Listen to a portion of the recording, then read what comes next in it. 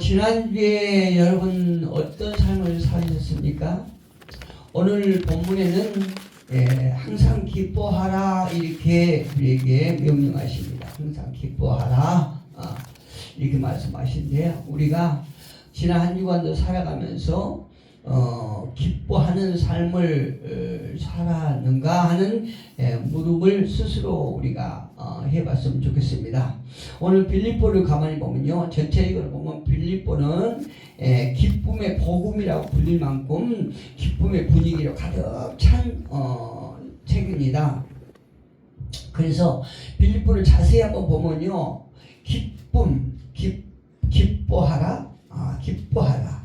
주 안에서 기뻐하라. 기쁨이라고 하는 그 단어가 굉장히 많이 나옵니다. 1장에서 4장까지 보면요, 기쁨이라고 하는 단어가 한 6번이 이렇게 계속 반복해서 나옵니다. 기쁨, 하나님께 기뻐하라, 기쁨으로 항상 간구하라. 또 기쁨을 위하여 너희 무리와 함께 거할 이것을 확실히 아노라. 이렇게 기쁨이라고 하는 단어, 또 기뻐하라고 하는 단어, 또 나는 기뻐하고 또한 기뻐하리라.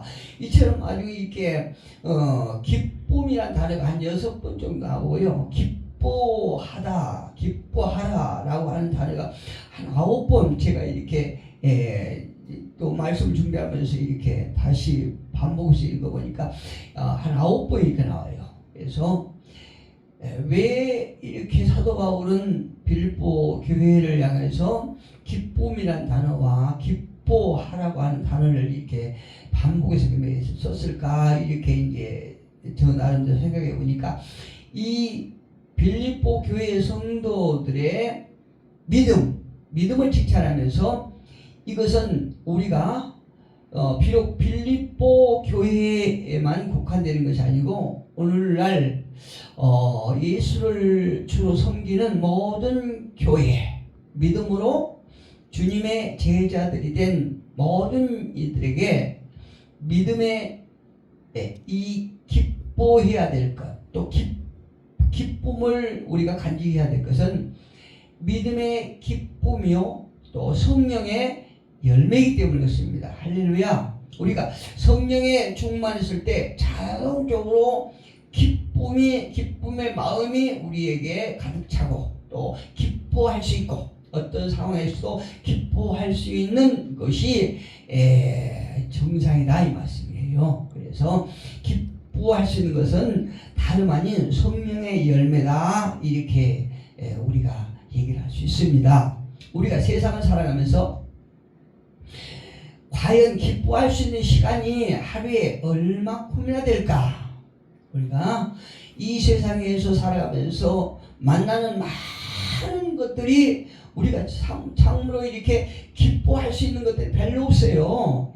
살아보면 우리 인생이 그 욥기서에도 나온 것처럼 고생을 위해서 태어났다고 하는 이 인간 사이에서 기뻐할 일이 얼마나 있겠습니까? 하루를 지나면서 가만히 저녁에 누우면 기뻐할 수 있는 그런 조건은 많지 않았는데 그럼에도 불구하고 기쁨의 하루였다, 이거를 스스로 고백할 때가 있어요.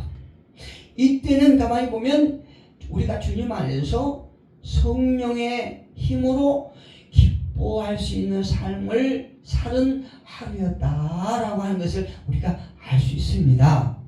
그래서 성경은 말하기를요, 우리가 여러 가지 어떤 환경, 상황, 우리 앞에 닥쳐진 여러 가지 문제를 보면 기뻐할 수 없는 그런 일들로 가득하지만 그럼에도 불구하고 기뻐할 수 있는 근거를 사도 바울은 말하고 있는데 그 근거가 무엇이냐? 주님 안에서. 할렐루야. 주님 안에서 우리는 기뻐할 수 있다, 이렇게 말씀하고 있어요. 오늘 본문 시작도 사도 바울이 어떻게 합니까? 4절에 봅시다. 4절에 보니까 항상 기뻐하라, 그 앞에는 주 안에서라고 하는 단어가 시작됩니다. 우리가 이 세상의 모든 것들이 기뻐할 수 있는 그런 일들이 아니라 할지라도 주님 안에서는 우리가 기뻐할 수 있다, 이렇게 우리가 해석할 수 있어요. 그렇죠? 예, 이 세상의 것은 앞을 보나 뒤를 보나 뭐 좌우를 봐도 어느 것 하나 기뻐할 수 있는 것이 없어요. 혹시나 우리가 기뻐할 수 있는 일이 생긴다 할지라도 금세 시간이 얼마 지나지 않아서 그 기쁨은 사라지게 됐습니다. 세상 것은 그렇게 허무한 거예요. 그러나 우리가 주님 안에서 있을 때에, 주님 안에 머물을 때는 우리가 어떠한 상황에서도 기뻐할 수 있다는 얘기예요. 오늘 사도 바울이 가르치고 있습니다. 사도 바울이 기뻐할 수 있는 것은 또 그것뿐이 아니고, 지금 사도 바울이 옥중에 갇힌 상황이에요. 옥에 그 갇힌 상황인데, 그 상황에서 기쁨을 계속 강조하는 것은 기뻐하라, 기뻐하라, 기쁨을 항상 기쁨으로 간구하라, 이렇게 강조하는 것은 자신으로 말미암아서 많은 교회들, 특히 오늘 빌립보 교회의 성도들이 얼마나 불안해하고 또 염려하는 그들로 하여금 기뻐하라고 강조한 것은 그리스도의 임재하심과 이루하심을 경험하라는 것이요. 기쁨으로, 이제 잠시 후에 말씀드리겠지만, 우리가 그리스도의 임재하심과 이루하심을 경험하게 될 수밖에 없는 그 원인이 있어요. 그 근거가 있습니다. 그렇게 이제 그 경험함으로써 새로운 삶의 원동력을 얻고, 그리스도의 임재하심과 하나님의 위로하심을 경험함으로써 새로운 삶의 원동력을 얻고 장차 얻게 될 영원한 영광을 사모하도록 하기 위해서 사도 바울은 오늘 이 빌립보 교회에게 보낸 편지에서만 기뻐하라, 이 단어를 한 15번 정도 이렇게 사용하고 있다는 것을 알 수 있습니다. 여러분, 우리가요 그리스도 밖에서의 시각으로 보면 얼마나 많은 염려스러운 일들이, 또 걱정거리들이 수두룩합니다. 그렇잖아요. 우리가 먹고 마시는 것에 대한 염려, 입고 또 우리가 또 사람과의 관계, 또 이렇게 사회의 불안, 이런 모든 것들을 보면 염려하고 걱정하고 불안해할 것들밖에 없어요. 그럼에도 불구하고 오늘 이 본문은 이 빌립보 책이라고 하는 것은 그 어떤 기쁨의 복음이라 할 정도로 그렇게 그 기쁨의 분위기가 가득 찬 책이다, 이 말씀입니다. 정말 이 사람들이 오늘 이제 여러분도 이제 며칠 전에 온 국민이 대단히 어떤 불안해하고 놀린 이런 일이 있었죠. 그러니까 갑자기 그냥, 물론 이 사회가 굉장히 불안 가운데 위태위태하게 하루하루가 지나갔지만 설마 계엄령이 선포되리라고는 우리가 누구도 생각을 못했지 않습니까? 그런데 갑자기 며칠 전에 이 난데없는 계엄령이 선포됨으로 말미암아 온 국민이 아주 잠을 못 자고 굉장히 불안했을 거예요. 그래서 지금은 그래도 다행히 이제 조금씩 이렇게 안정된, 조금씩 이렇게 정상적으로 가는 이런 상황이 있지만, 그럼에도 불구하고 굉장히 지금 불안한 상태이죠. 그래서 이 말씀을 준비하면서 정치인들을 가만히 생각해 보는 거예요. 물론 이게 제 생각만은 아닐 걸로 생각합니다. 정치인들 보면 모든 그 정치인들, 특히 국회의원들 300명을 보면 모두가 다 국민들을 위한 사람들이에요. 모두가 다 국민들을 위해서 그렇게 헌신하고 몸 바쳐서 국민을 위해서 정치한다고 그렇게 자신들이 얘기를 해요. 그런데 적어도 저희들이 보기에는 국민들을 위해서 뭔가 헌신하는 사람들은 별로 없는 것 같아요. 다 자기네들 밥그릇 싸며 자기들의 어떤 유익을 위해서 한단 말이에요. 옛말에 이런 말이 있죠. 곤불십년이란 말이 있어요. 곤불십년. 아무리 권력이 어마어마하게 세다 할지라도 10년을 넘지 못한다는 그런 말이 있지 않습니까? 그런데 이 정치인들은 이 곤불십년이라고 하는 건 그 말의 의미를 모르는 것 같아요. 그래서 그냥 천년 만년 정치할 것처럼 그렇게 미세를 부리고 국민은 아랑곳도 없이 그렇게 정치를 하지 않습니까? 우리 그 국회의원들 권세가 대단할지라도 10년을 넘기지 못한다는 그런 말이 있지 않습니까? 아무리 좋은 것도 10일을 넘지 못하는 것처럼 아무리 권력이 강한 정치인이라 할지라도 10년을 넘지 못한다는 그 말이 있는데, 그 말을 그 사람들이 이해한다고 그러면 정말 하루하루를 정치인들 위해서 좋은 이렇게 어떤 그 법을 만들고 정치인들 위해서 어떻게 정치를 잘할까, 백성들 위해서 잘 먹고 편하게 잘 살까, 백성들의 안위를 위해서 일을 할 건데, 그렇지 않은 거 보면 이 권력이 천년 만년 갈 것처럼 그런단 말입니다. 아무리 정치인들이 그렇게 떠들어도 백성들을 위한 일이라고는 이 땅에서 참 평안은 주님 안에밖에 없습니다. 아무리 그들이 백성을 위해서 좋은 것 준다고 할지라도, 그렇게 못하고 있지만 그럼에도 불구하고 좋은 것 준다고 할지라도 그 평안은 참 평안이 아니에요. 다 어떤 금세 없어질 그런 평안이요. 참 평안은 주님 안에서만 있다고 성경은 분명히 말씀하고 있습니다. 요한복음 14장 27절에 보니까 평안을 너희에게 끼치노니 곧 나의 평안을 너희에게 주노라. 내가 너희에게 주는 것은 세상에 주는 것과 같지 아니하니라. 너희는 마음에 근심하지도 말고 두려워하지도 말라.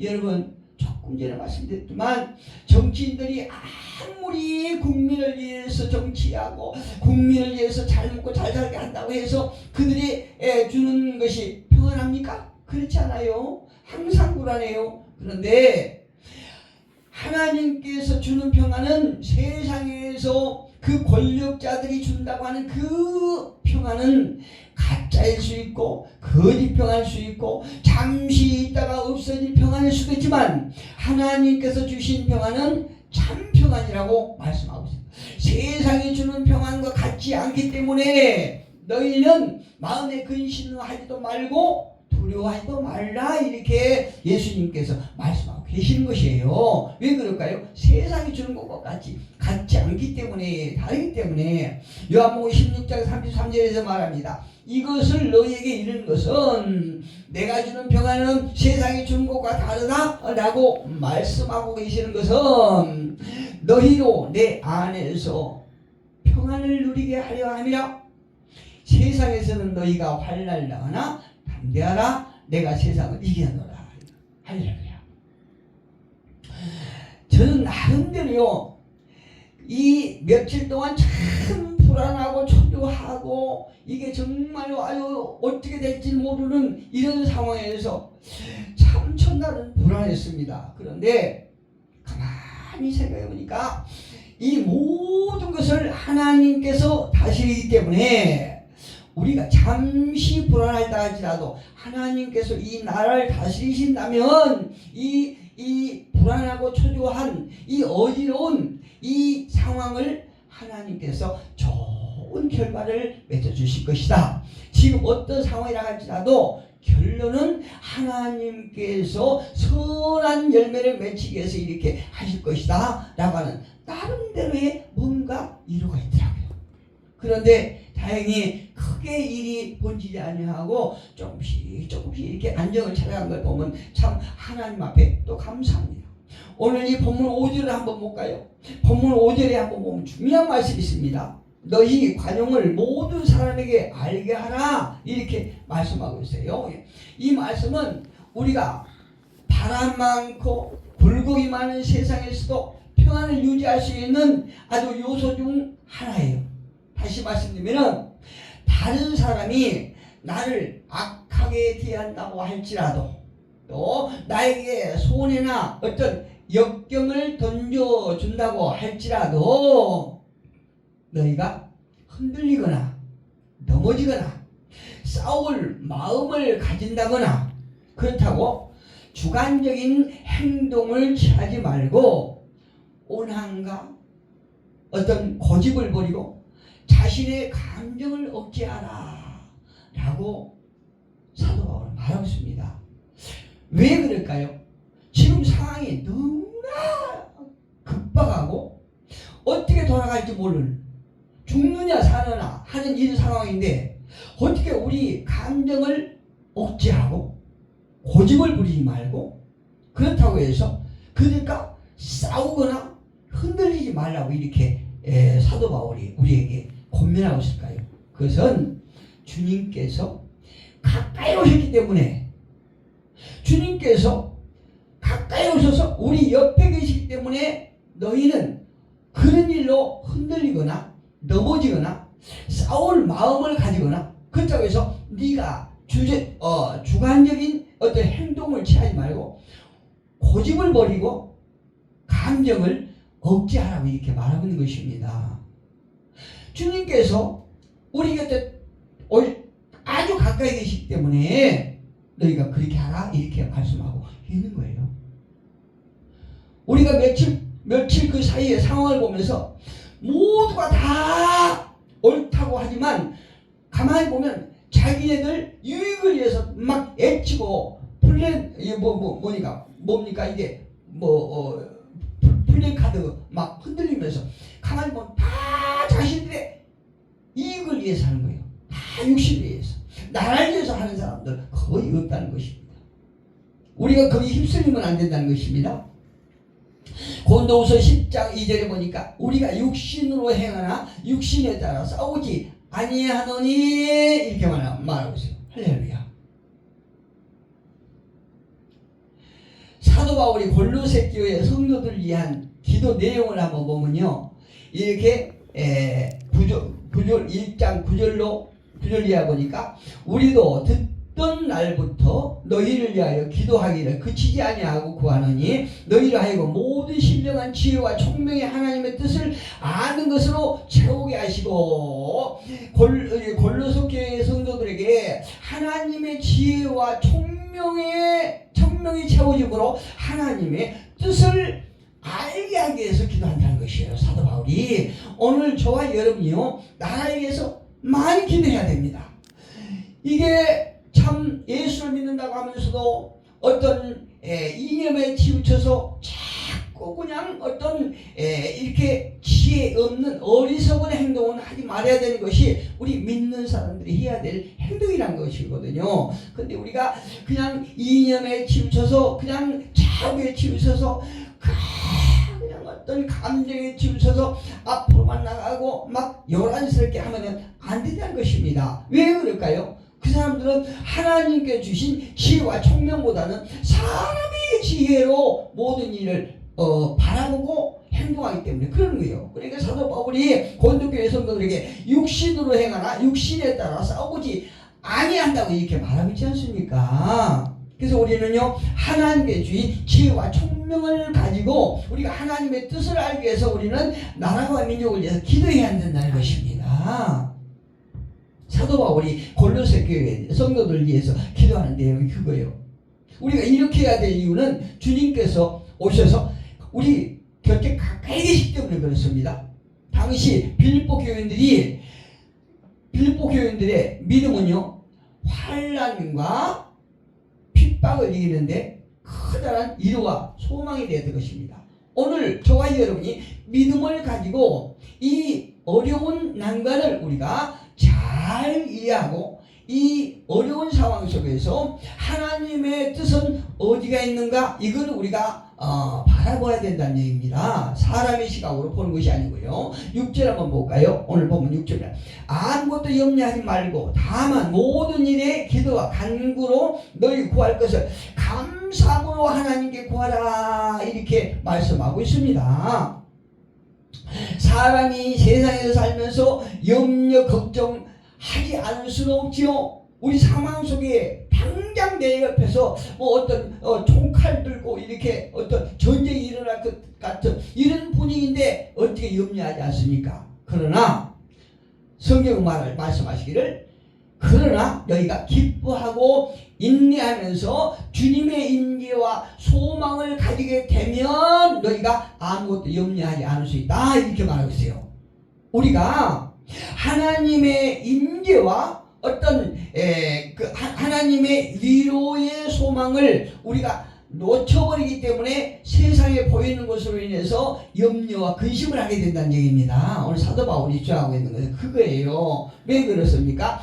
염려나 근심 걱정은 우리 마음이 하나님께로부터 멀어졌다든가 떠났다든가 간격이 많이 벌어졌다든가 그러니까 거리가 생겼다든가 그러기 때문에 염려와 근심 걱정이 많아진다는 얘기입니다. 할렐루야. 그래서 사도 바울은요, 입벌처럼 그리스도 안에서 기뻐하라, 주님 안에서 기뻐하라, 예수 안에서 기뻐하라, 성령 안에서 기뻐하라, 자꾸 이렇게 말씀하고 있는 거예요. 우리가 성령 안에 머물렀을 때에 모든 문제를 주님의 시각으로 볼 수 있기 때문에 주님 안에서, 그리스도 안에서, 성령 안에서 이렇게 말씀하고 있는 것이에요.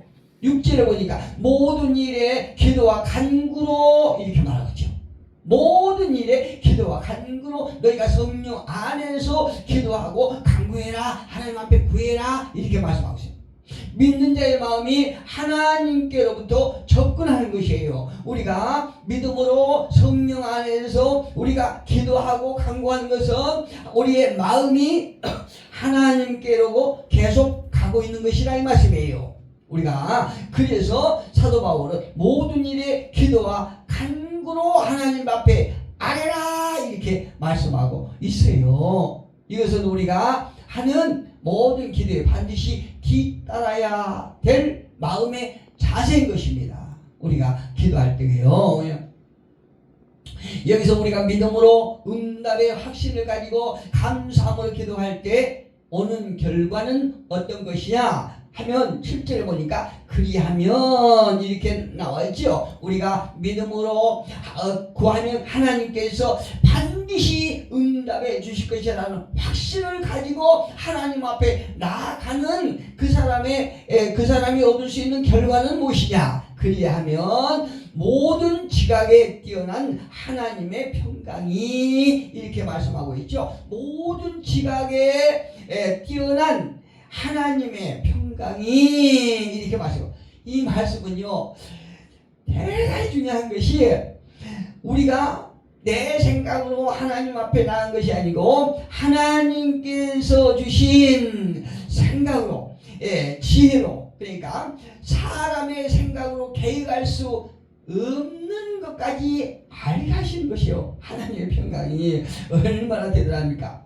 우리가 스스로의 힘으로 경험할 수 없는 일시적이고 혹은 또 표면적인 세상이 주는 평화가 아니라 하나님으로부터 오는 내적이고 영원하고 완전한 평화라는 것입니다. 어떤 평화가요? 하나님께 주신 평화가 세상에서 알 수 없는 그 평화. 세상에서는 사람의 지혜로는, 사람의 지식으로는 세상에서 뭔가 지식이 많고 어떤 권력을 잡고 물질을 많이 소유하면 우리가 평안할 걸로 생각한다는 거죠. 그런데 그거는 하나님께서 주신 지혜와 총명이 아니고, 하나님께서 주신 지혜와 총명은 바로 이 땅에 있는 것이 참 평화가 아니라 하나님으로부터 오는 평안만이 참 평안이다 이것을 알게 된다는 얘기입니다. 우리가 이런 평안을 받아야 돼요. 그것은 염려를 없애고, 그러니까 하나님께 주신 평안은 염려를 없애지고 기쁨을 동반하는 평화예요. 하나님께 주신요. 1장 2절에 보니까, 빌립보 1장 2절에 보니까 하나님 우리 아버지와 주 예수 그리스도로부터 은혜와 평강이 너희에게 있을지어다. 할렐루야. 저와 여러분에게 하신 하나님께서 사도 바울을 통해서 하신 말씀이에요. 어디서 오는 평화입니까? 그리스도 안에서. 할렐루야. 그리스도 안에서 그를 믿음으로써 또 그리스도가 아닌 평화는 참 평화가 아니라는 것을 우리가 알게 하는 것이에요. 그리스도 안에 있을 때 우리의 마음이 그리스도 안에 머문다면 우리의 마음과 생각을 지켜주실 것이다 라고 사도 바울은 말하고 있어요.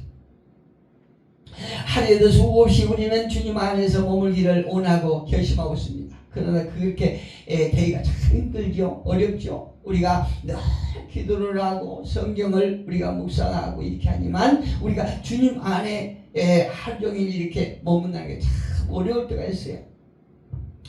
그러나 그것이 안 되는 것은 어떤 이유냐면 세상의 가짜 평화가 내 속에 안정된 마음과 생각을 공격하고 있기 때문에 그런 것이에요. 내가 주님 안에서 강력한 밧줄을 딱 내리고 주님 안에 머물면 우리가 세상에서 주는 평화가 가짜라는 것을 알 수 있는데, 그렇지 아니하고 주님과의 이렇게 어떤 거리가 생기면 세상의 가짜 평화가 우리 마음과 생각을 그냥 공격해서 뺏어간다는 거죠. 안정된 마음과 생각을 흐트러 놓고 그 마음에 그냥 흙탕물을 잔뜩 뿌리고 가는 것이에요. 그래서 우리가 하나님께 주신 평화를 잃어버리고 세상에서 주는 평화를 참 평화로 생각한다는 거죠. 실제로 그래서 베드로 사도는 5장 8절에서 근신하라 깨어라 너희 대적 마귀가 오는 사자와 같이 두루다니며 삼킬 자를 찾는다 이렇게 말씀하고 있어요.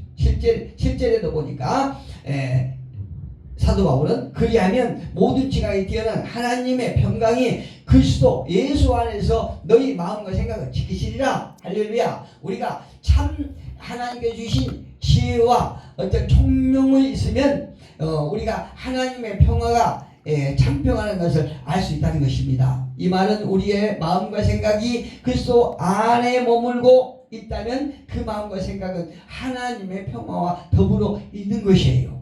하나님의 평화는 그 마음과 생각을 지킬 것입니다. 그리고 그 마음과 생각은 믿음으로 확신을 갖고 강구하게 될 것이고, 또 그 결과는 세상 염려와 두려움, 걱정을 몰아낼 것이며 예수 안에서 복되고 안정되며 평안한 삶을 누리게 될 줄로 믿습니다.